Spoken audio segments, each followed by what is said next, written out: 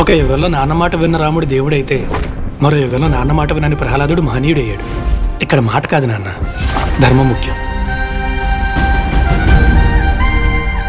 ఎవరయ్యా నువ్వు? ఈ రాజ్యంలో ఎప్పుడు చూడలేదు. ఒకసారి బట్టలు మాసిపోతే మనిషి ఎక్కడ కూర్చోవడానికైనా సిద్ధపడతాడు. అంటే మీ అందరికి వాడు ఒక మామూలు మనిషి, కానీ అక్కడ ఊరు మొత్తానికి దేవుడు. ఎవరా నా కొడుకు? మీ ఊరు వచ్చి మీ మనుషుల మీద చేసాడంటే వాడు రాముడు కాదురా, పరశురాముడు.